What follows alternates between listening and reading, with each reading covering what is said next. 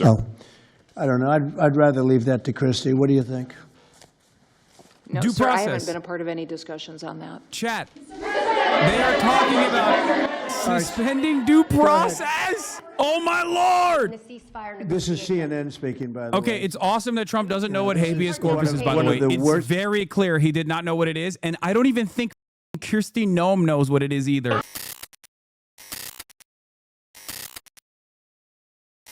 Anyway, let's get to Donald Trump potentially arresting me. Not over the dog thing, but over Probably some of Antifa. the people I dine with. But if they do, they're in deep trouble. So we're going to be looking very strongly at the people that are funding these operations. When you see the signs, and they're all made out of a beautiful, beautiful paper, beautiful, nice, stiff, very expensive paper with beautiful wood handles, all the same color. They come from very expensive printing machines. These are not people that write out their signs in a basement that believe in something. These are paid anarchists. At least 3 of these courageous I forgot to blast off. Andy Ngo has been repeatedly beaten by Antifa thugs for his work in Andy is a very serious person, too, I have to tell you. I've been watching him for a long time. Is Andy here?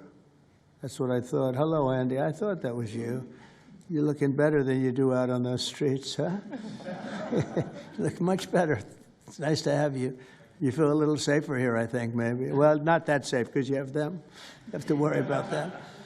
But thank you very much. Andy Ngo has been repeatedly beaten by Antifa, and including one assault that left him with a brain hemorrhage. Only days ago, Nick Sortor was assaulted in Portland by a flag-burning mob, and we've made it 1-year penalty for inciting riots. We took the freedom of speech away because that's been through the courts, and the court said you have freedom of speech. But what has happened is when they burn a flag, it agitates and irritates crowds. They've never seen anything like it on both sides, and you end up with riots. So we're going on that basis. We're looking at it from not from the freedom of speech, which I always felt strongly about, but never passed the courts. This is what they do, is they incite. When you burn an American flag, you incite tremendous violence. We have many examples of it, many examples of it, and it's actually down on tape, and you see things happen that just don't happen unless it's the flag that's burning. Very recently, Katie Davis Court was hit in the face with a flagpole in Portland by an Antifa radical, leaving her with a very blackened eye. So, Katie, thank you very much, and I'd like to also say that I watched Nick. Where's Nick? Is Nick here? Nick? Hi, Nick. That was a rough time you went through. I hope you got my little note. I wrote you a note. Yeah, I really appreciated that. It helped a lot because it was a difficult situation. It was very stressful, and your note helped a lot. I truly appreciate it. I thought it was terrible, actually. I thought it was terrible. So we'll talk about it a little bit. Under the last administration, the Department of Justice targeted faithful Catholics, Christians, and patriotic parents as domestic extremists. They said, oh, they're extreme because they believe in God. They're extreme because they go to Catholic church, or evangelicals, where everybody was under the gun. Unless you are a really bad, sick person, then they left you alone. Under the Trump administration, we're going after Antifa criminals, and all who fund and support their campaigns are in serious trouble. And we have a lot of records already, a lot of surprises, a lot of bad surprises. It's people that you would never think. I want to thank Attorney General Pam Bondi, who, by the way, yesterday was incredible in Congress. It was amazing, and she just did it from the heart and the brain, because she's very smart, in all fairness. But she did it from the heart, and she did it an incredible. Everybody was talking about it. She exposed some of these fake senators, these terrible senators, people like Blumenthal that had a phony war record. For 20 years, he talked about what a hero he was, and it turned out he never went to Vietnam. He talked about being a hero in Vietnam. Then it was exposed when he said what platoon he was with, and it was exposed that somebody was watching from that particular platoon. They said he was never with us. And then he went out and he cried, and he was ready to drop out of the election. And disgraceful. And then he looks at people like Pam and he starts criticizing her, and she's a patriot. And they ought to do something with that. You know, we have a young congressman that's right now in jail for lying about where he went to college and other things. It was, you know, frankly not good. It was pretty bad. But it was nothing compared to Blumenthal. I mean, what Blumenthal did, he was for 20 years a hero, a great war hero. And then he sits back and, you know, sanctimonious kind of a guy, looks down, how dare you do this to the American public, you know? What a fake. But I thought Pam was incredible yesterday, as well as Secretary Kristi Noem, who's really out there courageously, and I appreciate it, Kristi, amazing what you're doing. FBI Director Kash Patel, who's really coming up with some great information, Kash. It's great. Keep it coming, because there's plenty of it. Deputy Attorney General, one of the best lawyers you'll ever find, Todd Blanche, who I know personally is a good lawyer because I'm here. Thank you very much, Todd. Good job, Todd. Let me ask Attorney General Bondi to say a few words, and then we'll follow it up with Secretary Noem and Director Patel. And we're going to have some of the people around the table, very courageous people, and they're going to be talking, journalists, almost all, and they're going to be talking, and we'll take some questions from the press at the end. Okay, Pam, please. Thank you, President Trump. And as you made clear, Antifa is a domestic left-wing terrorist organization. We've seen them on video for years because they wanted to be seen and they got away with it. They beat journalists, they attack courthouses, they attack police stations, they dox and assault our law enforcement officers. The Biden administration let them commit these crimes with total impunity for years. So did Democrat leaders like Pritzker and Mayor Brandon Johnson. Last week, independent journalist Nick Sorter was arrested just for protecting himself against Antifa. I saw it online and I called Nick. I couldn't believe what happened. He did all this just trying to save our American flag from being burned. He was pushed down, and yet the local police arrested Nick, not the Antifa thugs who did this to him. Antifa feels empowered to operate in the open because weak Democrats have turned a blind eye to their actions. Their hatred for President Trump and for law and order agendas fuels their violence. We've seen more than 1,000% increase in attacks against our ICE agents since January 20th. Secretary Noem is out there fighting for you firsthand. Twitch hearing was supposed to be today, but no CEO committed to it. To be clear, this doesn't mean a hearing with Twitch Discord execs isn't happening at all, but it does seem that as of last week, oversight hasn't gotten any CEOs to commit to testify. Congress isn't compelling CEOs to testify as far as I know yet. Staying on this. Update here, which I neglected to mention, this hearing is not happening today. I'm told that oversight is still communicating with Reddit, Steam, Discord, and Twitch on testimony, but also House has canceled this hearing scheduled for this week anyway because of shutdown. Yeah, the shutdown today was supposed to be the congressional hearing. Not like it's just an informational congressional hearing, but because Congress is shut down, they couldn't do that. And from what I understand, they haven't actually gotten, any like CEOs to be on board with it anyway. And I don't think they were ever going to get Gabin, for example. It's just not going to happen. But, you know, it is what it is. Deputy Attorney General Blanche were in Chicago yesterday. While Secretary Noem was in Portland, we are around this country fighting against this domestic terrorism. We had Apple and Google take down the ICE block apps. Hope they continue to comply. I'm going to blast off. Hold on. Do we have a blast off meme? Of our federal law enforcement officers. We're not going to stop at just arresting the violent criminals we can see in the streets. Fighting crime is more than just getting the bad guy off the streets. It's breaking down the organization brick by brick. Just like we did with cartels, we're going to take the same approach, President Trump, with Antifa. Destroy the entire organization from top to bottom. We're going to take them apart. Thanks to your bold leadership and the designation of Antifa as a terrorist organization, which is exactly what they are, Americans will no longer tolerate their unhinged violence. Thank you. Thank you very much, Pam. Christine. Well, thank you, Mr. President, and thank you for hosting today and focusing on Antifa and the terrorists that they are. Let's not make any mistake. These individuals do not just want to threaten our law enforcement officers, threaten our journalists, and the citizens of this country. They want to kill them.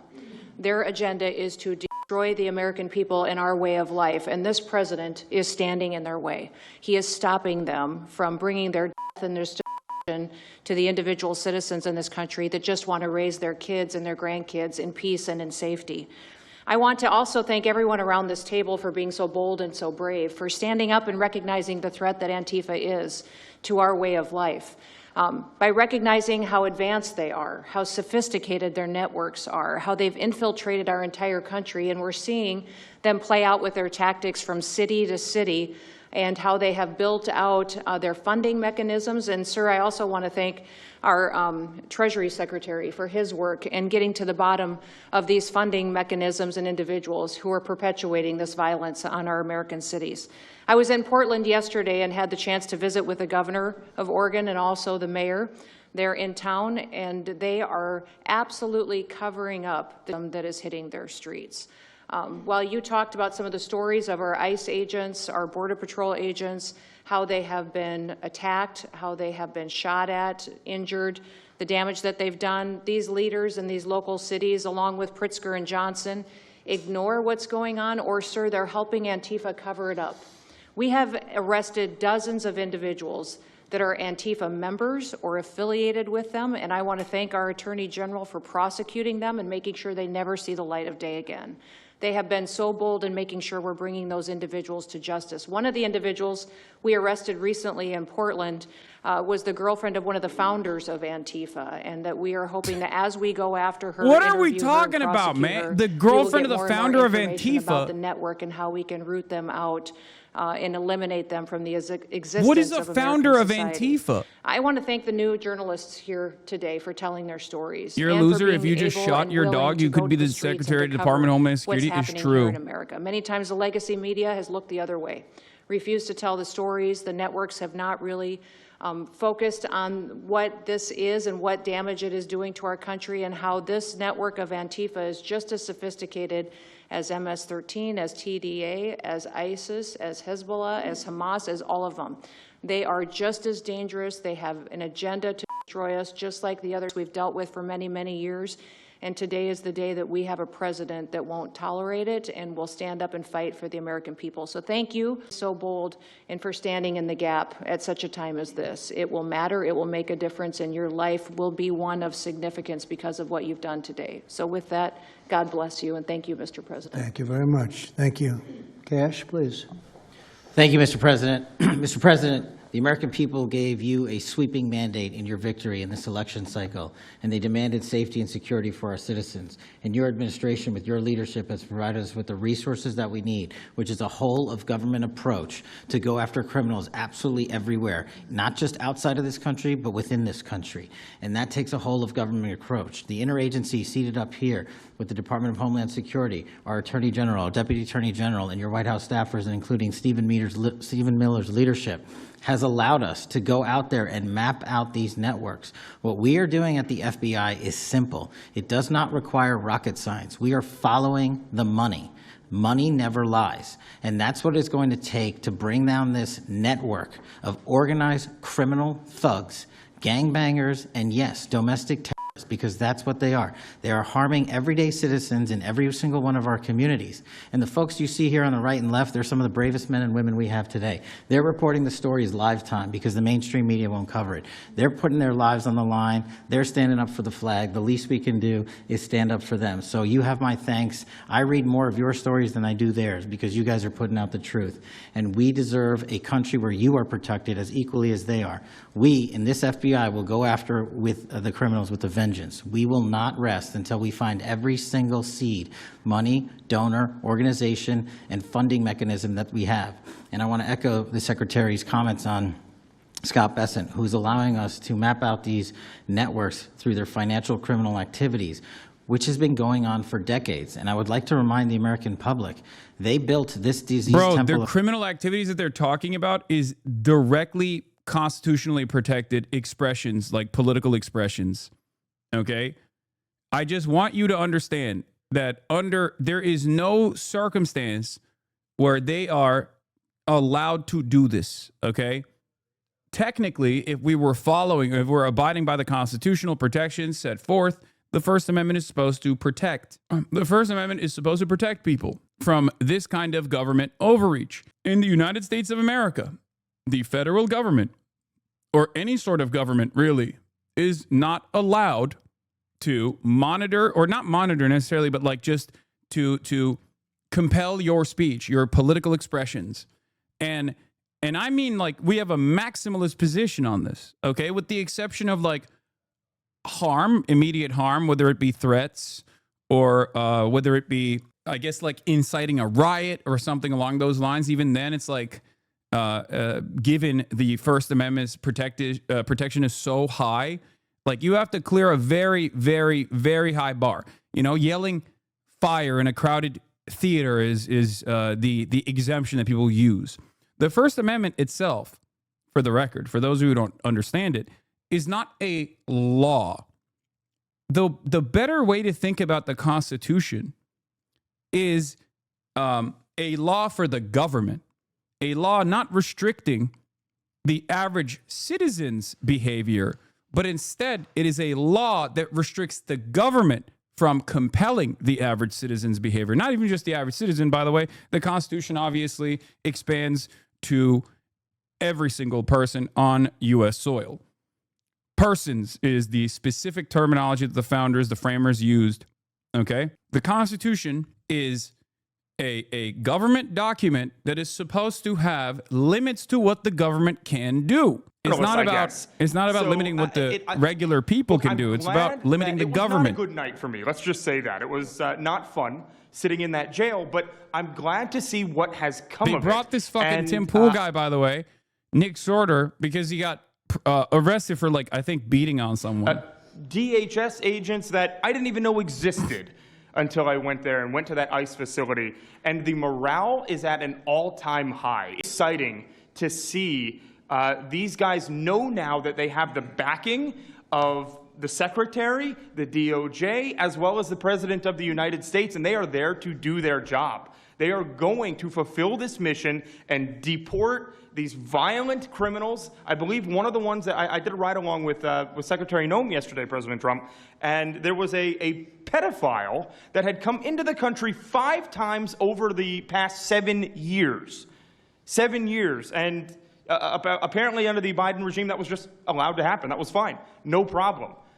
It's concerning to me that you're seeing the Portland Police Department, as well as the governor of Oregon and the mayor, of course, coming out and running defense for pedophiles that have entered the country illegally 5 times. It's crazy. I'm glad it's taking a front row seat in the media. And, you know, they're being forced to talk about it in reality because, you know, we're the ones that were on the ground. We're the ones that are actually reporting what's going on. And you know, much of the legacy media has been either ignoring it or covering for Antifa for years now. So thank you guys so much for taking this seriously. And President Trump, you mentioned that flag.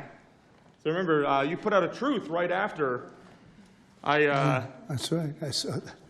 Took this flag from that man that was burning it in the street. I saw it. Do you know who he is? Oh, yeah, I know exactly who it is. So why don't you give it to Pam? Give it to the Attorney General, and let's start prosecutions. I actually have a second flag. Once again, burning the American flag is constitutionally protected speech, okay? And the Supreme Court has actually defended this constitutionally protected speech, just so you understand. President Trump, after that happened to Nick, I called Harmeet Dillon, and we opened a pattern and practice investigation into the Portland police, very publicly, as to how they let this happen. Thank you, sir. Mr. President, Brandy Cruz, you're going to hear us be very fired up today, and you can tell, and it's because some of us have been covering Antifa for 15 years and have never had anyone in a position of authority even acknowledge their existence. And I'll also tell you that I think that had you not done, the single most powerful thing you've done to deal with this scourge has been acknowledging that Antifa is a real thing. I genuinely believe there would be people at these tables who would be dead today and would have been killed in Portland had you not called them a terror organization and said, we're going to bring the full weight of the federal government to bear. I talked to Katie Daviscourt in Portland the other day. She'd been assaulted all summer. And she said the same thing, that it seems quick to violence as soon as you made that designation. So they're thinking in their heads, they're worried. There's been 24 or so arrested in Portland. They don't want to go to federal prison. There's this video of them, one of them who was in the face of an ICE agent, and then he's in custody shaking. Once you take the mask off, they're nothing. Right. And I was told by probably a dozen people not to tell you this. I'm going to tell it to you anyway, because it's relevant to what we're talking about. I'm living proof that you can recover from TDS. I had strong Trump derangement syndrome for probably 8 years. This is one of the reasons I recovered from it. And by the way, it's much better to not have TDS. I'm happier, I'm healthier, more successful. I even think I got a little more attractive after I got rid of my Trump derangement syndrome. Yes. You know, I'm a reporter in Seattle, and frankly, I could not care any less what any of you have to say about this meeting. Could not care any less. We're not here for you. I'm not here to convince any of you that Antifa is a real thing, because if you have not come to that conclusion by now, you are never going to come to that conclusion because you don't want to see it. And you're going to go and you're going to say it's a bunch of right-wing conservative influencers who are here spinning a tale. I was one of you.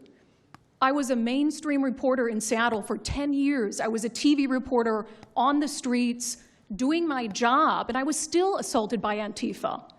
So it's not about being conservative. It's about people who go there and show what they're doing.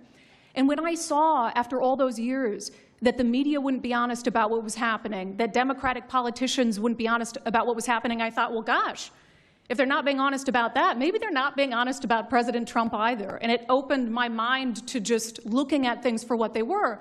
And now I find you quite funny, actually. Now, it's like I said, I'm much happier about it. But, you know, for me, again, I could not care any less the stories that they go to print. This is what I care about. We have 3.5 years. Nothing is guaranteed, although I think if Democrats keep it up, we'll probably have Republican presidents for the next 3 decades. But nothing is guaranteed, and so what I want to see over the next 3.5 years is a full court press to dismantle Antifa once and for all in a meaningful way. I know, Andy, we talked before this about some ideas. That's really what we want to. I don't care what the media says. I don't care what Democrats say. They will never wake up to this fact. So we want the federal government to take as many of these cases as possible, look at the interstate travel between Portland and Seattle when it comes to these people who are committing violent acts, and hopefully in 3.5 years, they will be a shell of their former selves. Very close to that, and it's Antifa and many others, unfortunately. Yes. There are many others, bad ones. Most have been named terrorist organizations. There are a couple that we're going to. But I think we've got it pretty well covered. But there are many others. But very specifically today, it's Antifa, and it's really bad. And we're going to get it this cleaned is up. every Andy, time. Thank you very much. I'm glad. Every time people are talking about like fucking Portland is a war zone, it's just really funny to think. It's really funny to just like tune into Portland and show exactly what's going on in Portland when they're like, Portland is a war zone, army of Antifa. And then this is the army of Antifa. And this is the army of Antifa. This is what they're doing in Portland, the war zone, right? It's just, it kind of reminds me of that fucking, it kind of reminds me of that Amon animations where, like in real time, as Ethan was like talking about how I'm like this dangerous neo-Nazi terrorist or whatever, and then you tune in and it's like me and Maya and I'm explaining to her like what docking is. That happened in real time, apparently. Okay, you are no different from Israel. Stop hurting your dog, idiot. It's insane. Like, it's basically like that. But it doesn't really matter because, once again, if you just stay on the other side, you can be perfectly comfortable knowing that, like, Portland is on fire, knowing in your heart of hearts, knowing in your mind that Portland is, as a matter of fact, on fucking fire. Okay. Meanwhile, I mean, it happens all the time. It happens all the time with like protests. It happens all the time with protests in general, where you will see people go, the cars are on fire. The cars are on fire. It's completely out of control. They're burning the Waymos. And then you like will watch me go to a protest the exact protests they're talking about, like Los Angeles is on fire, and I walk 3 blocks away and I go get a fucking ice cream at like a Japanese ice cream restaurant. It is so difficult to cut away at these insane narratives because a lot of people don't want to see the other side. They just want to continue being deluded. Now, under different circumstances, that would be fine. That delusion, that level of delusion would be fine. Okay? As long as it's just kept people scared and it's whatever. But now, after the government has expertly crafted this hysterical narrative, manufactured this outrage, they're using this narrative to continue ridiculous political prosecution, illegal political prosecution of people who are exercising their constitutionally protected, for now, constitutionally protected right to exercise their First Amendment rights, to protest against police, to protest against whoever the fuck they want to protest against. That is the most fundamental American value. It is more fundamental an American value than racism is, okay? That is the most important, most fundamental American value, okay? There's a reason why it's the First Amendment. Now, on top of that, this administration is obviously actively trying to create an alternative. This administration is actively trying to erode that constitutional protection, and this is going to hurt everybody. Okay, a lot of people don't understand. They think, oh, those guys are simply radicals. They're Marxists. They're this. They're that. Not realizing that it's not just the radical Marxists or whatever that these guys want to prosecute, even though that shouldn't be prosecutable regardless, right? Those guys actually want to stamp out any matter of political dissent. That's what they want to do. They want to go after all dissent. They recognize that they are unpopular. They recognize that they don't have the broad popular mandate that they thought that they had, or that they deluded themselves into believing that they had. So now, the only alternative at a time when there is like an unprecedented wave of unpopularity, the only thing that they can do is basically force the issue. If you can't become popular with your policies, then you just make it so that it's illegal to demonstrate how unpopular you are, to demonstrate against the administration. That's precisely what's going on. The governor, and she acts like everything is totally normal. There's nothing wrong. It's almost like, are you waking up from a dream or something? You see it on your network. You see it all over the place. And it's so bad. It's so crazy. It's like the movies you see for the kids, I guess not only the kids, adults also, where you have these bombed out cities and these bombed out people. It's like worse than that. I don't think they could make a movie as bad. And then the governor will get up and say, I don't know why they're coming here. It's such a wonderful place. And the amazing thing is the people want us to be there. The people, when they get the real people that live there, many of them have left, but the real people want us to be there. The same thing in Chicago. So they've had 60, 70 murders over a short period of time. Murders, people that got shot. They've had hundreds of people shot, and then a guy like Pritzker, or this low IQ mayor, gets up. I mean, he got up. He's got a 5% approval rating. How does he still have support from the people enforcing Trump's ridiculous orders? I mean, a lot of people in that position, a lot of people in the role of the police or even in the military are obviously used to just following orders no matter how fucking silly it is, right? Because the organizational unit revolves around breaking your autonomy and making you a part of like a larger structure. It's so you become more compliant when people give you orders. That's at the heart of how the military operates. And it can be quite rewarding as well for a lot of people. It can be rewarding for a lot of people who, don't have that kind of structure in their lives, right? And need that kind of structure in their lives. But ultimately, that is the goal of the military, and that's why the military will at times do things that every single individual within the military structure will follow through on. It's organizational obedience. I believe they're scared. They're actually frightened for their lives. Jack, please say a few words. Mr. President, thank you so much for having us here today and holding this roundtable. Antifa is real.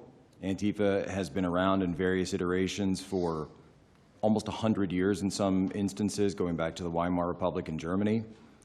And it's now been just under 1 month since we saw a far leftist murder Charlie Kirk, and we saw thousands upon thousands of people, other far leftists and people in positions of authority, people like nurses and pilots and doctors and HR departments, celebrating the death and the murder of Charlie Kirk. This sickness that's out there is absolutely real. And Mr. President, thank you for mentioning the fact that one of the bullet casings read, "Hey fascist, catch" on it.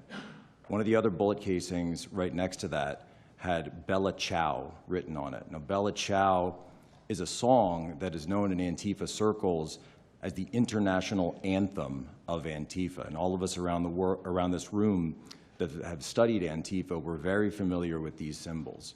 And Mr. President, I think the situation is getting worse.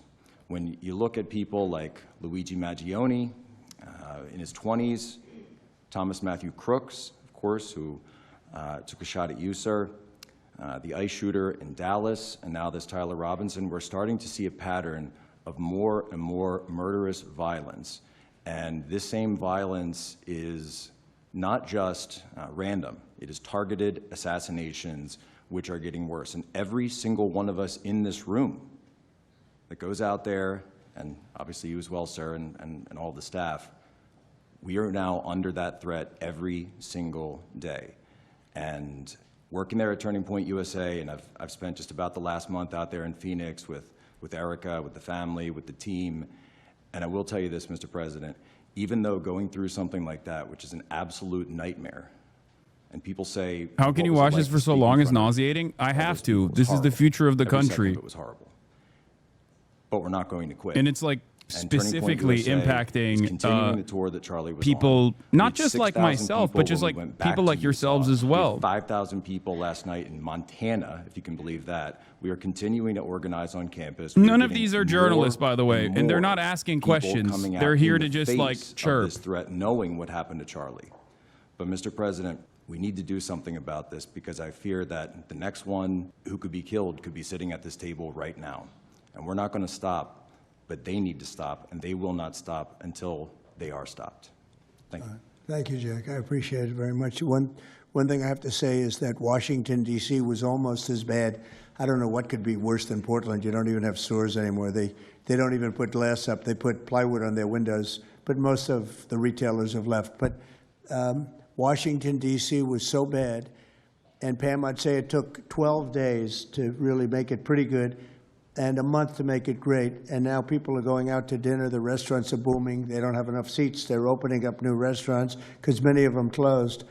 And people are walking down the street totally safe. A reporter, I'm not sure if she's there. I can't see somebody reported it. She is. She was violently assaulted.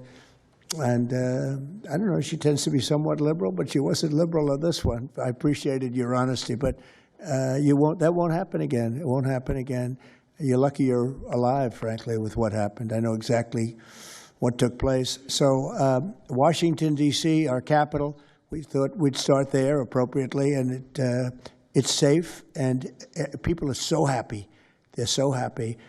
And now it's a couple of months. I went to dinner there. I felt totally safe. I gave a press conference right in the middle of the street, which I don't think Secret Service was thrilled about. But, you know, I'll tell you what, I wouldn't have wanted to do it 6 months ago. It's incredible what happened. Now we're in Memphis. As you know, we're having a great impact in Memphis. It's been only a week, but it's, Cash, I hear it's been amazing what's happening there just very early. But you take a look at D.C. and you take a look at some of the other. We've had a big impact there. What we haven't said, because Pritzker said, well, crime is going down in Chicago. Well, 5 months ago, Cash went to Chicago with a lot of FBI agents just to prepare it, so that we went in with, I guess you could call it a surge, call it whatever you want, but would be even more effective. And we're going to be doing that, and very, very strongly doing that, because Chicago is a very unsafe city. It's a great city. The head of the Union Pacific Railroad said, sir, please save Chicago. It's a great city. It can be saved. Other cities are gone. I mean, they're lost. They can get better, but they're just really, they've been so decimated. But I'm so proud of what they've done so quickly in D.C., and it's taking place quickly in Memphis, where we were asked to go by the mayor and by the governor. And it's really incredible what we can do and how fast we can do it.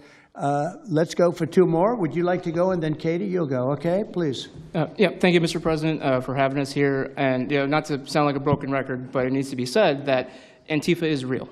Yeah. It's real. It's a threat. I just saw them last weekend over in Portland while they're causing mayhem over there. And the reason why they're such a big problem is because we have Democrats and a lot of people in the mainstream media refusing to acknowledge that they even exist, right? So how can we as a country begin to address it if we have large swaths of, these people who are supposedly decision makers and people who are supposed to inform, they don't want to say that it exists.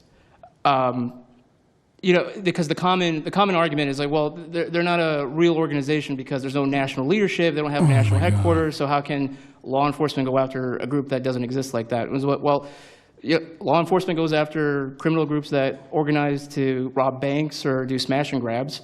They don't have a registered LLC. They don't have official membership cards. They don't have, a business address. But law enforcement still goes after them because they're working as a group. These people don't just show up, randomly at the same time. It's because anti-fascism is not an organization. It is an action.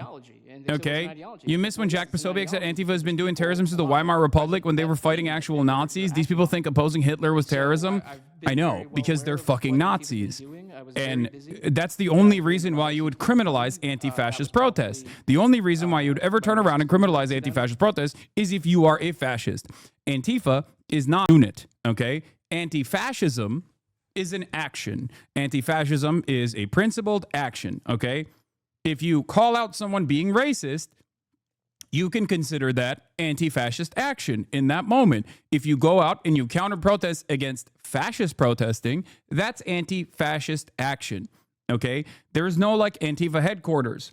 There is no getting together and rounding up the troops and then deciding that we are going to operate in an organized capacity to go and do anti-fascist mobilization. It doesn't work that way.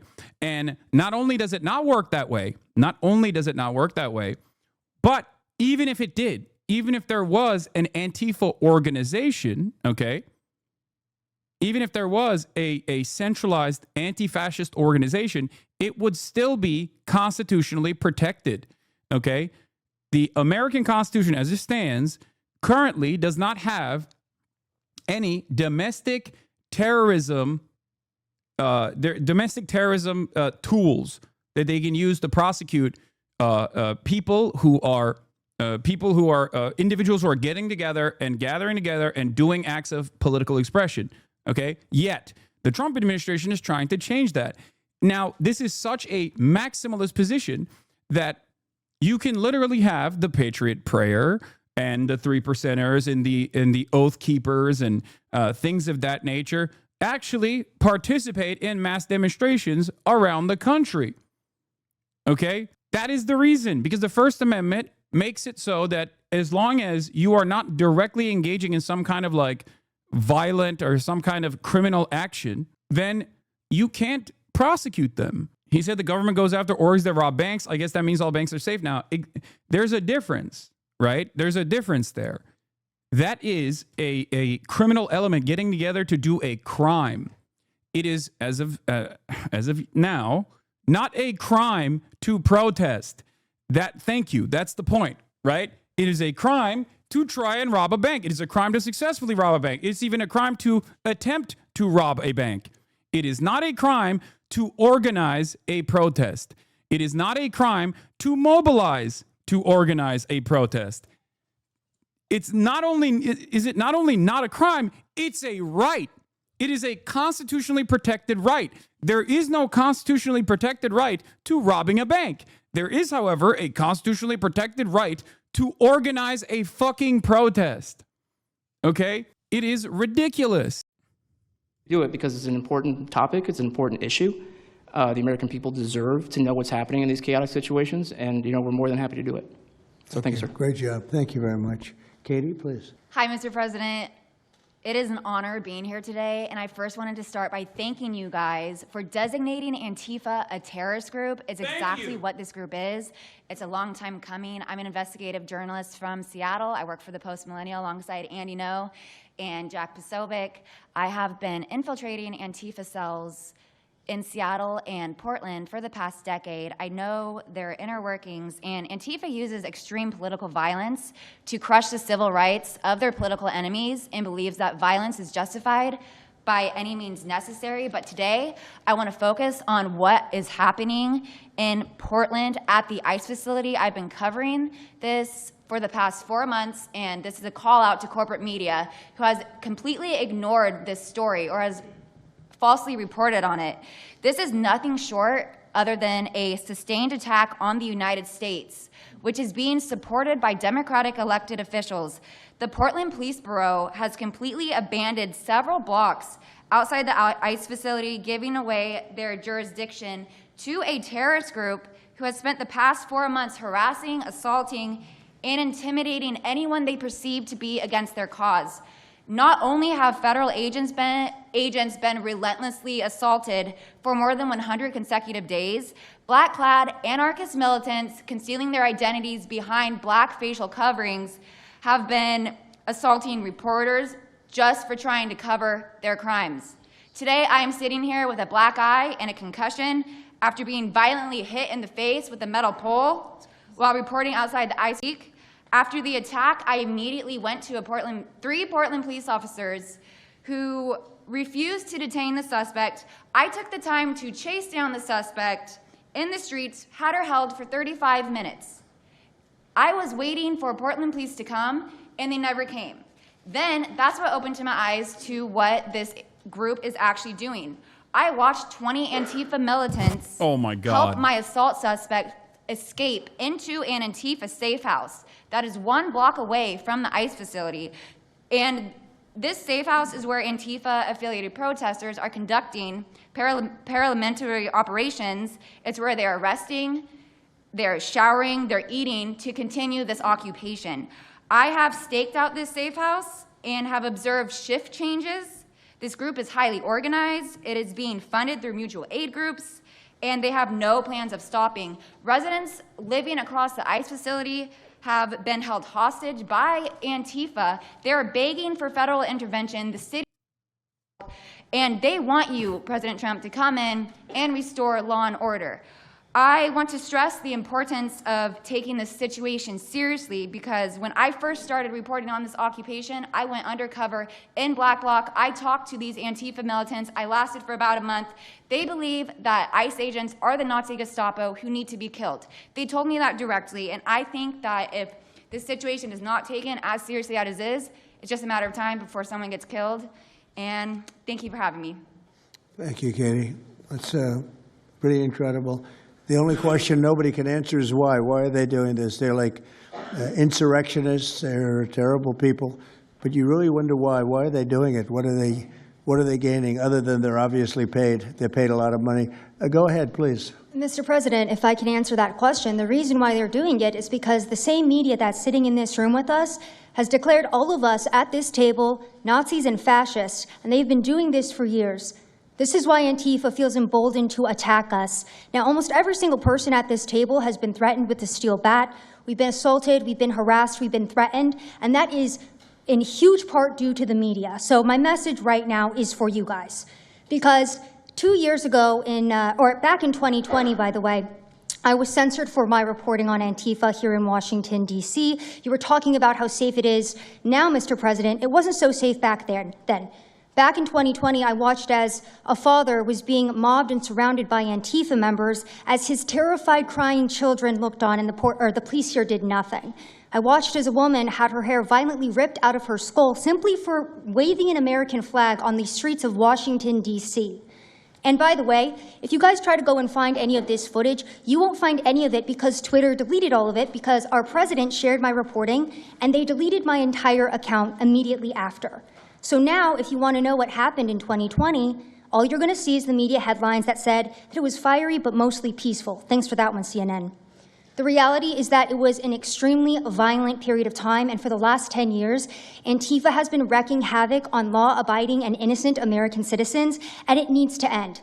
Now, I'm with Turning Point USA. It's an honor to be here, Mr. President. Thank you guys so much, everybody in the administration, for giving us a seat at the table, because the media has not only been demonizing us for so long, but immediately after the brutal assassination of our founder, Charlie Kirk, our Turning Point USA chapters have seen an uptick in violence across the nation as Antifa chapters that are embedded in our universities go and target them. It's been extremely difficult to report on the ground, and for a long time I was afraid to go to Portland because I knew that the only people who would have my back, like Julio said, were one of my friends on the ground because there is no police force there.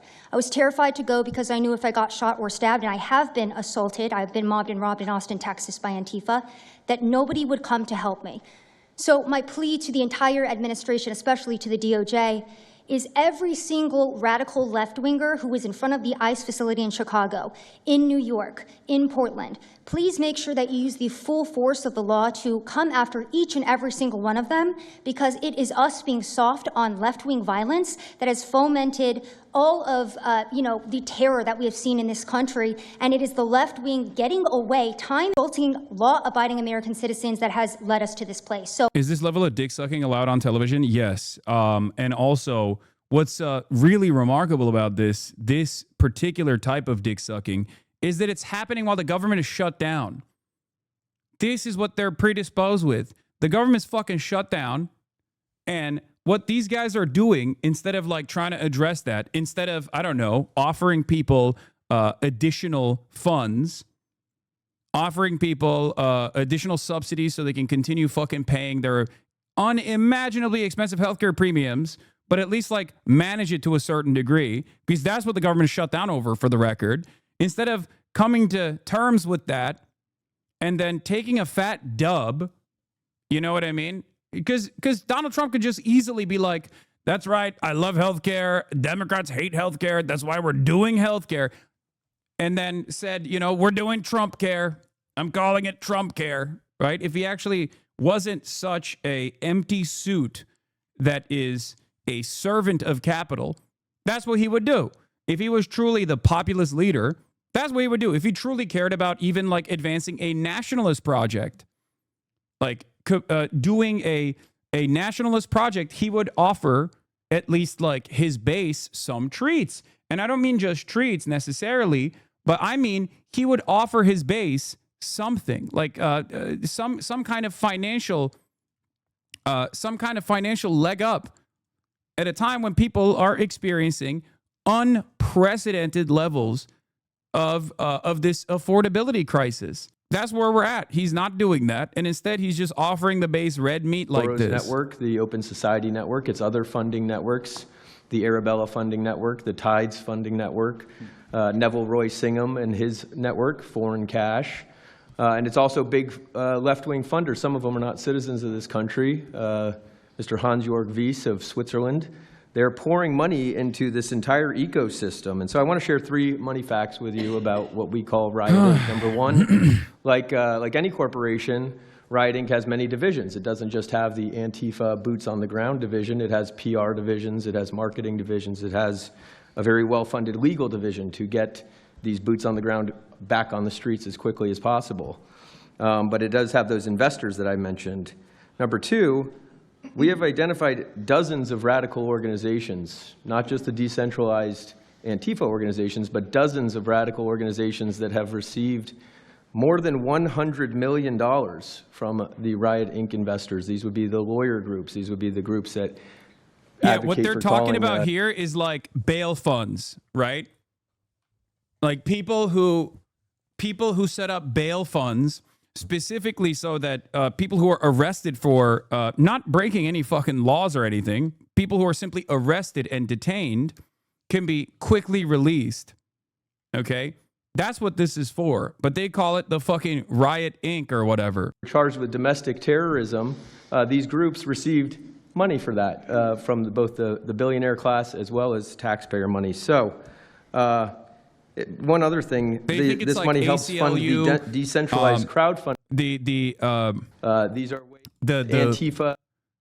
Legal observers that are participating in the protests and are there specifically to the Lawyers Guild that specifically is there to look at violations. The National Lawyers Guild is there to write down violations of constitutional protections. Like they even consider Act Blue, which is like the funding vehicle for the Democratic Party, to be a part of this as well. It's just a payment processor. It's just so ridiculous. Okay, sure, Pam. Absolutely. Or Christie. Yeah, we'll do that. As soon as you can. That's all of you. This well-funded legal org works to protect Antifa terrorists from prosecution, according to the Federalist newspaper.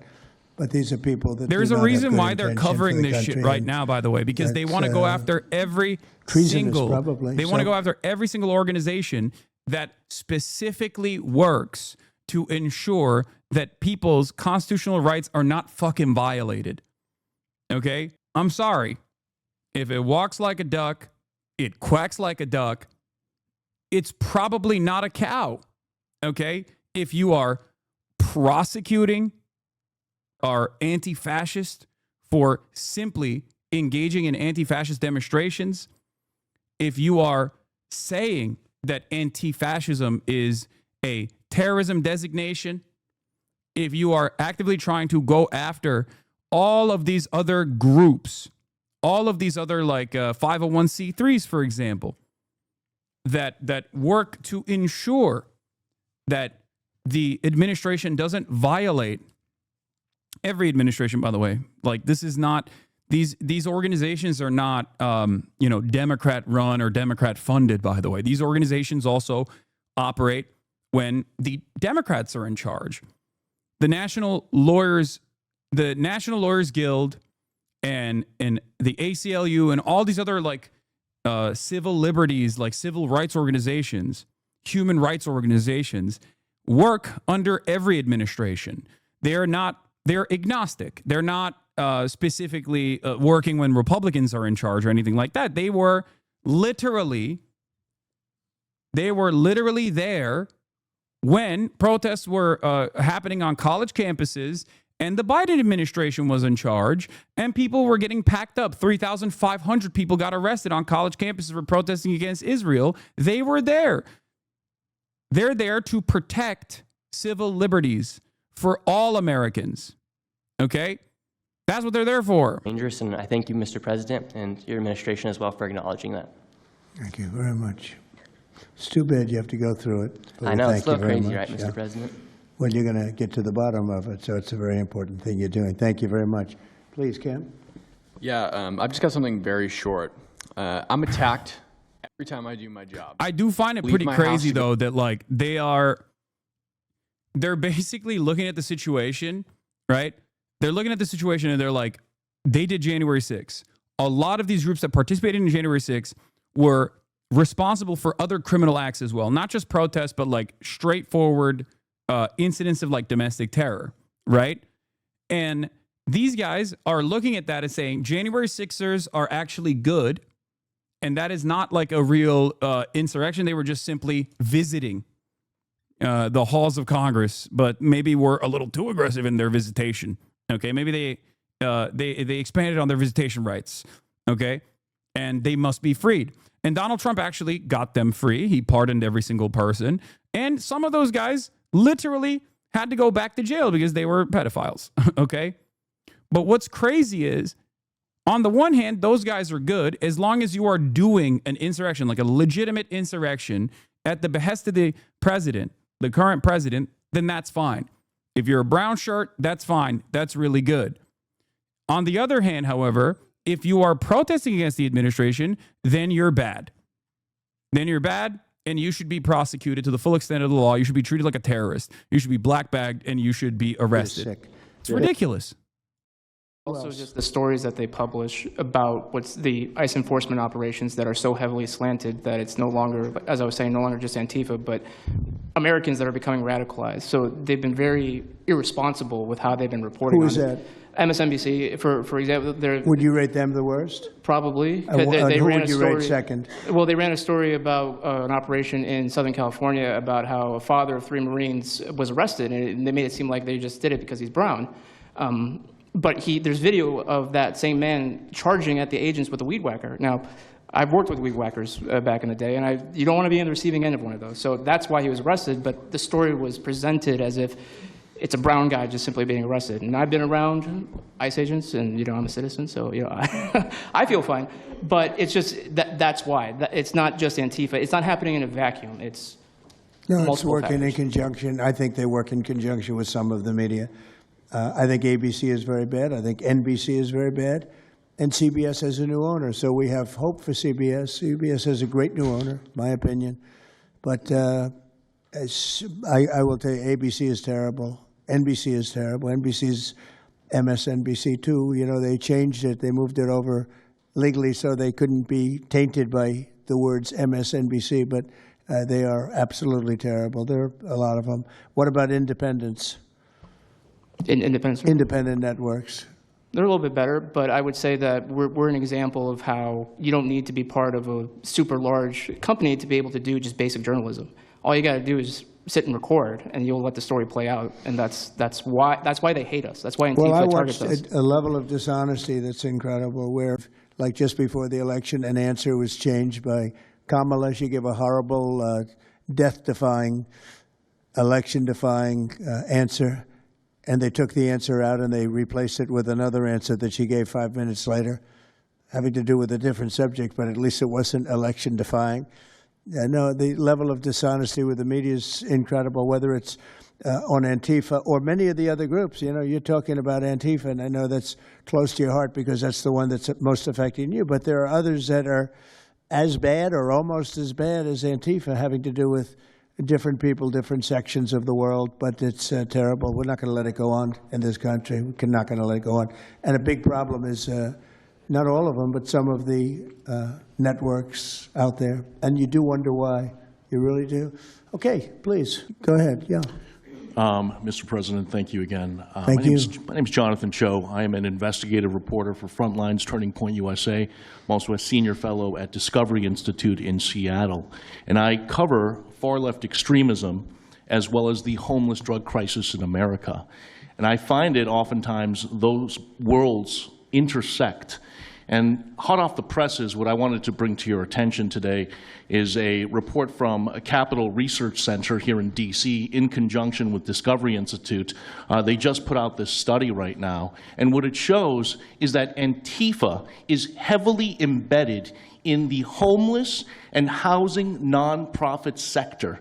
In many cases, the homeless industrial complex is running cover for Antifa. This is a real who's who for literally all of the worst scumbags. It's like, this is, if you've ever been on a, what's the guy's name? What's that fucking guy that like, Asmongold watches all the time? The guy who goes to like, what was his name? I'm forgetting now. Tyler? Was it Tyler or something? To make the police look bad. The fuck was that guy's name? Jesus Christ. Tyler Oliveira, huh? Yes. It's basically a real who's who. If you've ever appeared on a Tyler Oliveira video, if you've ever set up a grift specifically to talk about the dangers of Antifa, you have been invited to this panel. It's fucking insane. Even this guy, who is like a relatively newcomer to this reactionary content slop industry, was invited. This guy, I've dunked on before. He's just like too stupid to make a coherent argument. It's crazy. The needle and change the game. But what's also come just out a straight up again clown is show. that there is a connection, a deeply embedded connection with the homeless housing nonprofit game. Yeah. Each speaker goes like this. Hello, glorious President Trump. You are so beautiful and hot, and I love you. Antifa thugs insulted me, and it made me sad. And we need to make protests illegal. I'm so lonely. I'm a journalist also, by the way. Lamau, one of these freaks just said Antifa deeply embedded in the homeless industrial complex. Like, it's fucking crazy. You know, and he helped us get elected, us. It's really But is once us. again, you can say whatever It's the even fuck you some of want. them, but not too And many it of them, blows not enough my of them. mind. And It blows my mind that you can say whatever the fuck you want. And nobody is going to go, hey, I don't think that's true. What you're saying is correct. I don't think there's like a big homeless industry that specifically benefits from there being more homeless people. Like, there is no homelessness industrial complex. Handful of those other outlets that have been lying about, I mean, various things, but especially what ICE, the brave men and women over at ICE have been doing. I was talking to Antifa members in Portland the other day, and a lot of these people genuinely believe, they buy these lies, and they genuinely believe that they're fighting against literal Nazis and not brave men and women that are putting their lives on the line to basically, enforce basic immigration law, right? That everyone seemed to agree with up until maybe a few years ago, a handful of years ago. So once again, thank you so much for having me. My name is James Klug. While my primary job is traveling around the country, having conversations with Americans about various political topics and issues, I have had a lot of run-ins with Antifa over the last 5 years. And I do think that Antifa is a primary reason why many conservatives are afraid to go out and protest and make their voices heard and maybe bring friends and family to a demonstration and exercise their First Amendment right, because they are literally deathly afraid. And I talk to these people all the time. They're afraid of militants showing up in black bloc and hurting them and their families. And, I've personally witnessed Antifa assaulting hundreds of police officers. I've witnessed them firebombing police departments and federal property. I've witnessed them making death threats against federal agents, police officers, journalists. I think I've witnessed every single person here, maybe not personally, but I've seen them get, hunted down and attacked. And so, that's an incredible this is a group claim. that is responsible for a good percentage, if not a majority, of the violent riots in 2021 and 2020, when Democrat mayors had a kind of a hands-off approach with these left-wing militants. Just as a quick reminder for everybody, we're talking about dozens of murders that happened. We probably in watched those a video riots. with We're all of talking these about guys. Billions of dollars of damage to These property and is a real communities who's all who over of some of the country. We're talking worst about thousands of motherfuckers out officer there. Injuries. So this isn't just like some little thing that they're, they punch a journalist here and there. No, they're responsible for a lot of damage and a lot of people that have, unfortunately died and basically suppressing people's voices, And so what I did want to talk about is to get this footage, almost every single person in the room here, to get this footage, you have to go undercover because you are at risk of being beaten or worse. You have to go undercover. You have to film low-key to capture them committing crimes. This is stuff that the mainstream media was not doing and has not been doing. They'll show when Antifa is maybe, it's a little bit more peaceful, and they'll show when it's more mellow, but they'll remove the cameras when things get violent and it's actually dangerous to be here. And I have personally witnessed legacy media vans showing up at a riot 300 yards away, filming for 30 seconds, saying something like, fiery but mostly peaceful, packing up, and to add insult to injury, you have Democrat politicians that are saying, it's just an idea, right? That's all this is, so it's just an idea. After all of this chaos, it's just an idea. Well, that idea has threatened to kill me and many of my friends that are here today. So, Mr. President, thank you so much for bringing this to the forefront, and it's definitely making a big change. The Really guy appreciate talking it. about, right, the guy talking right now, James Klug, is a YouTuber whose most popular video is Not All Black Lives Matter. They have Asmold and the Twitch's hentai guy in the White House before long. Oh, for sure. The White House is bringing on straight up Nazi slop tubers. That is where we're at already. Like, it's one step removed from like having literal VTubers beaming in. Antifa's job is to literally make fascists afraid to do fascism. Antifa is not a organization, as we already talked about, but it's like anyone and everyone that takes it upon themselves to say, fuck Nazis. It can be something as simple as that. And that's precisely the reason why everyone is technically liable for prosecution. Thing is Antifa, or someone has a patch that says Antifa. It doesn't matter. Did they assault someone? Did they assault a federal agent? Were they engaged in rioting? What is it? And so they're always using that, oh, well, they don't call themselves Antifa, even though some of them literally do. It's called Rose City Antifa. How long has it been around in Portland, Andy? Since 2007. They call themselves Antifa. In Seattle, I was outside the federal building, and they were yelling, there's no police here, this is Antifa land. And then at the same time, Democrats, like our governor, oh, Antifa is an idea. But yeah, I think Antifa can overlap with a lot of other entities and organizations. Okay, very good. Thank you. You know, President Trump, I just wanted to add this real quick, because you were asking which mainstream media outlet is the worst. What I think, it's any of them that decided to call Kilmar Abrego Garcia Maryland Dad. Because when I'm out there on the street talking to these people, there it is. They call it Maryland Dad. This is not about like addressing a serious threat. This is about forcing this administration down your fucking throat to say anyone and everyone that has ever criticized the administration or saw like the humanity of a random migrant that the admin decided was actually a scary MS-13 terrorist, you're fucking going to get prosecuted. It's because these guys can't cope with the reality that they're like their narratives are not working. Their narratives, in spite of no adequate counter messaging operation coming from the Democrats, is still not reaching a broad enough base of support. So they just have to turn around and say, all right, well, if you don't fuck with us, then you're going to jail. That's what Trump it is. Gonna come and This help is straight up prosecuting discontent. Oh, you don't think I'm cool? Fuck you. You're going to jail. It's simultaneously fascist, but it's also childish, you know? It's also fucking childish, if that makes sense.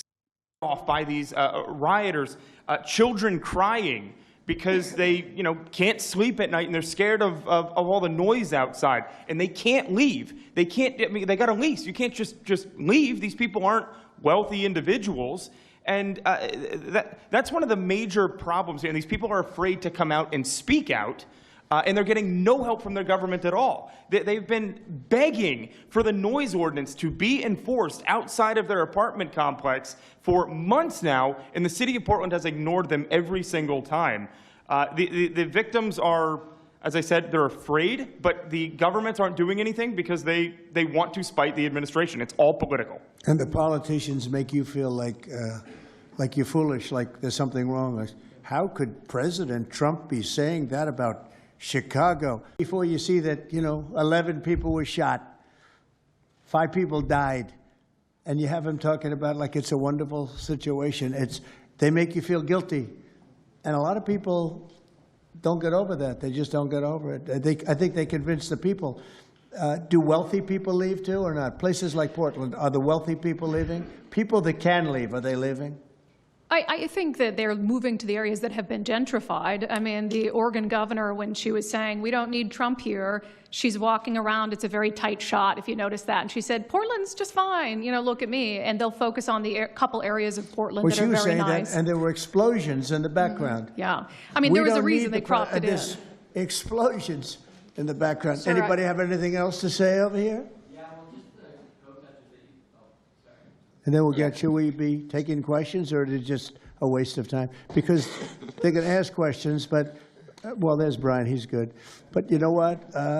In a way, it's a waste of time, because if you give a great answer, they don't put it on. If you give a horrendous answer, or even if you give a great answer, they make it sound like it's not a great answer. They're very dishonest. Go ahead, Nick. Yeah, and I think part of that dishonesty comes from what they see. For instance, I've never been asked to go on any other show besides Fox News. My clips go viral everywhere, but they've never even asked, like CNN's never asked, MSNBC's never asked. And a lot of times when I go to hotels, I'll stay and I'll watch like MSNBC. Fortunately, their ratings are terrible. Dude. You see? No, this is literally, I'm not popular. Why am I not popular? Please arrest these people. They've made me feel bad, and they don't use my clips. Job. Yeah, and it's not hard to show what's going on these days. You literally have an iPhone and you can post it on X. They don't believe in the star system, It's just one of those things, right?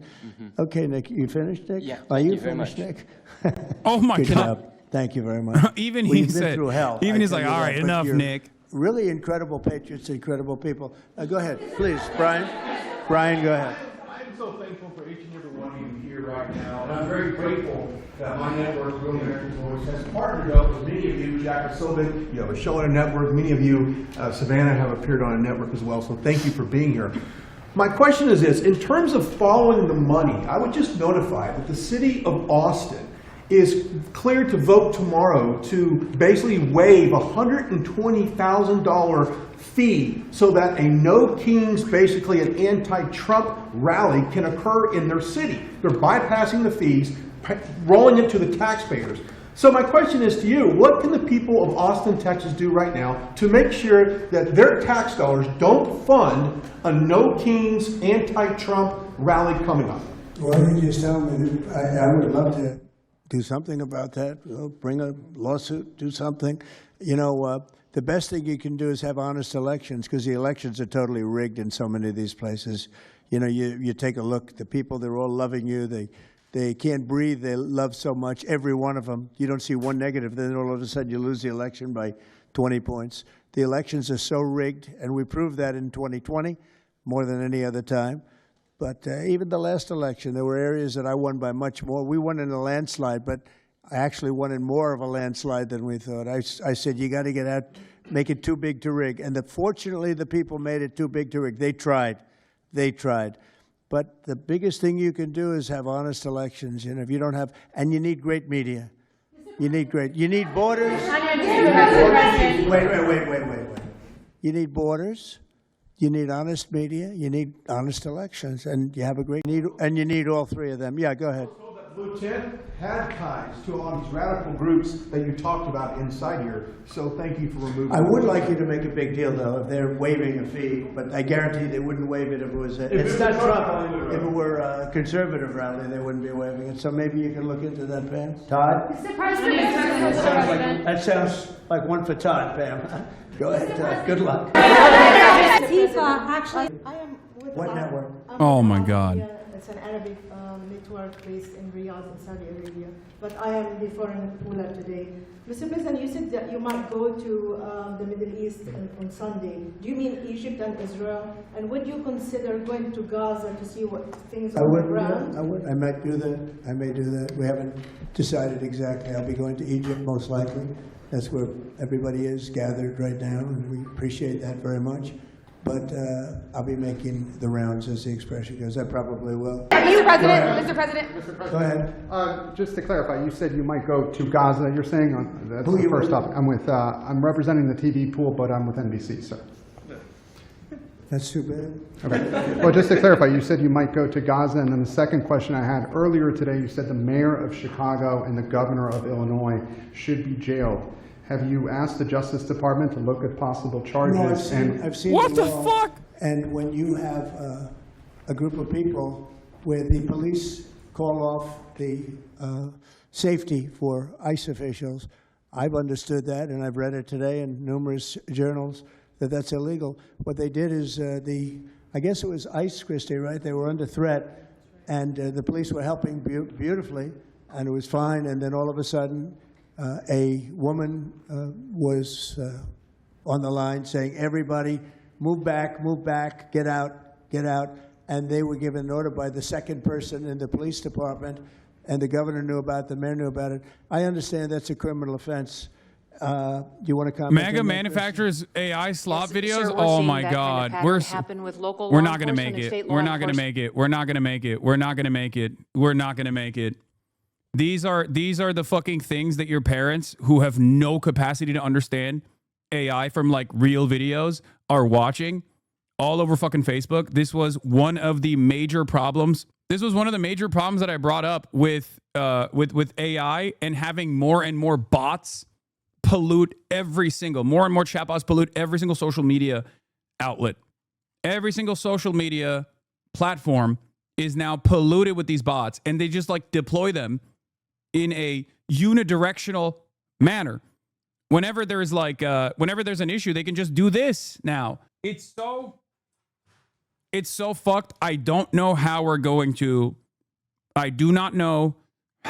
we are going to regulate this. I think if I was in charge, obviously this administration would never do that, but if I was in charge, one of the things that I would do is make it so that it's illegal to make it illegal to post an AI video without actually declaring it AI. There needs to be a fucking watermark that says like, this is an AI video, like a disclosure or something. There has to be a mandatory watermark, dude. It is so fucking bad. I mean, look at what Chris Cuomo did the other day. And Chris Cuomo is a media guy. He should know better. Remember when he posted the AOC thing? When it was like so obviously, it had a fucking watermark. Actually, now that I remember, that video had a watermark and that dumb fuck still posted it. That video literally said, this is AI. This is an AI video. And he still posted it. Oh my God, we are so cooked. I don't see this going anywhere good, man. I don't see this going anywhere good. They've emphasized that Antifa, it's not necessarily this big organized thing. It's a bit ambiguous. It's deorganized. I think that's one of the words that Andy used. What is the challenges of going after a group that makes it intentionally difficult to go after and find? That could be for you, the Attorney General, anyone up there. Well, they're smart people, and they deceive. A lot of them are crooked people. A lot of them have been staying out of trouble their whole lives, and they've been bad from the day they were born, frankly. But these are sick people. Pam, go ahead, please. Well, they're smart, but they're not smart enough. Oh, my microphone's broken. They're smart, but they're not smart enough. They have been covered by these liberal cities for so many years. We're all working with Treasury, with all these different departments to find the criminal conspiracy. Okay. I was just given a note by the Secretary of State saying that we're very close to a deal in the Middle East, and they're going to need me pretty quickly. So I will take a couple of more questions, please. Thank you, sir. I also have 2 questions for you, if I may. Have you given any more thought to possibly suspending habeas corpus to not only deal with these insurrectionists across the nation, but also to continue rapidly deporting illegal aliens? Yeah, it's suspending who? Habeas corpus, sir. Oh, I don't know. I'd rather leave that to Christie. What do you think? No, Due sir, I process. haven't been a part of any discussions on that. Chat. They are talking about suspending due process. Oh my Lord! This is CNN speaking, by the way. Okay, it's awesome that Trump doesn't know what habeas corpus is, by the way. It's very clear he did not know what it is, and I don't even think fucking Kirsty Noem knows what it is either. How will you decide which workers get back pay? Habeas corpus is due process. Well, we're going to see. Most of them are going to get back pay, and we're going to try and make sure of that. But some of them are being hurt very badly by the Democrats, and they therefore won't qualify. Go ahead, please. What will the administration do to foreign Antifa organizers and funders who are located overseas? Go ahead. In the yellow, please. So the Nobel Peace Prize will be announced on Friday. You've been nominated by many world leaders. By many, many countries. That's by many right. countries, as well as the hostage families. Do you think you will win? I have no idea. I mean, look, I did settle. Marco would tell you we settled 7 wars. We're close to settling an 8th. And I think we'll end up settling the Russia situation, which is horrible. 7,000 people died last week, by the way, in Russia, between Russia and Ukraine. I think we'll settle that. So I don't think anybody in history has settled that many, but perhaps they'll find a reason not to give it to me, you know? Perhaps. Thank you so much, Mr. President. Thank you. Going to the shutdown quickly, what is your position on the extension of health care subsidies, which is what Democrats are asking for? Well, all I want to do is very simple. I want to get the country open, and then we're going to discuss that. And we'd like to, Obamacare is a horrible mess, and it has been from the beginning. We want to make it better, stronger, even if it costs more money, we want to make it better. The Democrats want to make it worse. The Democrats want to approve health care for illegals coming into our country, many of them coming in from prisons and mental institutions and drug dealers. They want to give them health care. We don't want that for our people because that's going to destroy the health care that we already have. We'd like to make Obamacare better for people, less expensive and better health care. Yes, ma'am. Mr. President. I'm wondering if you've been briefed on the organization and funding of Antifa, and if so, what have you learned? I have been, and they have pretty good knowledge, but they're going to have a very good knowledge. And I really ask these very brave patriots that we're surrounded with today to let us know, because I think you probably have some pretty good ideas. And even if you're not sure, let us know and we'll figure it out, okay? If you could do that. You're from Italy? No, I'm from France. Can you specify how close we are to the deal? Would that be announced today, tomorrow? And do you want to see the hostages released before you travel to the region? No, I think I'll probably go maybe before the hostages are released or shortly thereafter, pretty much shortly thereafter. Yeah, please. Go ahead. Who are you with? Who are you with? The Center Square. I had the honor of asking you originally if you would designate Antifa a terror organization. And I stand here before you today, and I'm echoing what Andy said over here. Are you going to work with your administration as the Secretary of State's here? Are you going to work with your administration to designate it a foreign terror organization? You mean a terror? Antifa? A foreign terror organization. Well, has that been done? Pretty close, right? Would you like to see it done? Yes, Mr. President. You think it would help? They have foreign links I'd be glad all to across do it. I Western think it's Europe. the kind of thing I'd like to do. Do you agree? If you agree, I agree. Let's get it done, okay? Let's get it done. Marco, we'll take care of it. Mr. President. That's international, you mean? Yes. International. Yes, President. Sounds good to me. Foreign terror organization. Steve, are you okay with it? Yes, it's true. There are extensive foreign ties, and I think that would be a very valid step to take. Good, I think so too. Yes. Good, I think it's a good point. Thank you. We're only participating in this. On the shutdown, we are now about 1 week away from military service members missing their paychecks. We'll always take care of our military. Would you encourage Congress to pass a standalone bill to pay our service members? Yeah, that probably will happen. We don't have to worry about it yet. That's a long time. You know what 1 week is for me? An eternity. 1 week for me is a long time. We'll take care of it. Our military is always going to be taken care of. Yeah, please. Blue dress, blue. President, Rebecca with Blaze News. I'm curious to know, so you're talking about the money funding these Antifa organizations, and somebody brought up Roy Singham, I think it was you, who, by the way, is married to one of the co-founders. I want to mention something here. What is what is anti-fascist protesting against? They're protesting against this administration doing fascism. That's the due diligence that he does before designating someone a foreign terrorist org. Does everyone agree? Okay, let's do it. Exactly. But on the other side, while these guys are trying to talk about how like the dudes wearing fucking frog costumes or whatever are like dangerous terrorists, dangerous homegrown terrorists that must be prosecuted to the full extent of the law, maybe shot and killed by the military. On the other hand, what is ICE doing? What is the unit of the federal government, the armed jackbooted thugs of the state doing? That's a question you might have. So far, they've shot and killed an unarmed man, lied about the circumstances, shot a woman 5 times for obstructing their vehicle, roughed up elderly women, zip-tied small children, shot a clergyman in the face with a pepper ball, beat the fuck out of a 79-year-old like car wash owner, okay, marched through downtown Chicago masked and armed, and also they have not, and this is David Axelrod's brief summary here, they have not done the thing that they said they were tasked to do, which is going after the worst and the worst of all criminals. In the same time frame that since Donald Trump actually became president, ICE has also literally killed 17 people in detention. So as far as like which organization, if we were to even assume Antifa is an organization at all, which one is worse?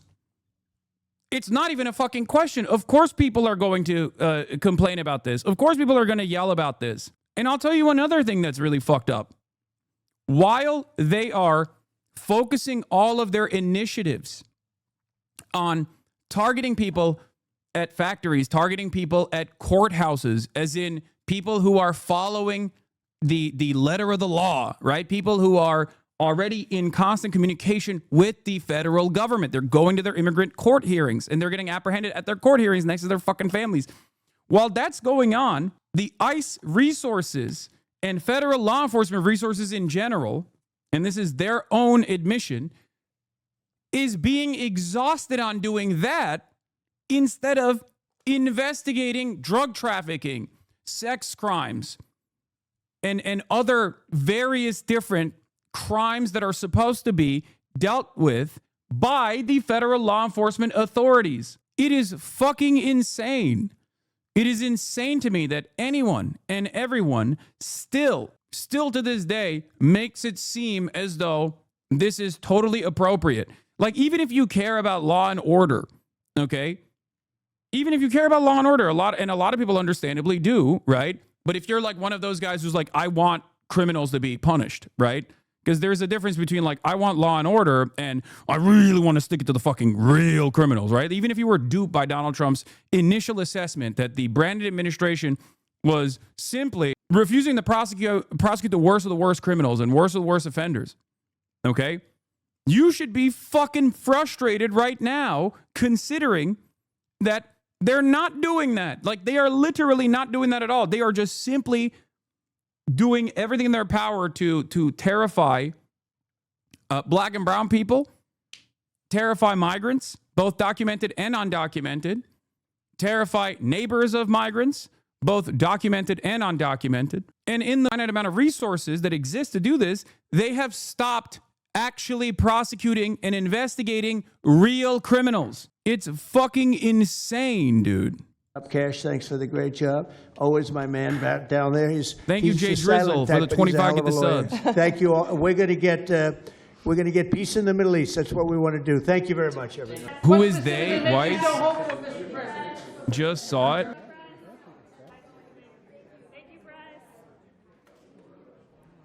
Anyway, I honestly feel like the moral majority is just jealous of a stronger family values of immigrant families, and no one can change my mind.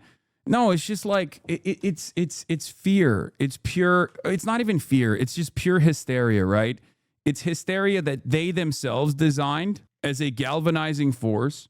The notion that like undocumented migrants are responsible for heinous crimes and whatnot, and they did that because they wanted to get votes. They wanted people to vote for them, right?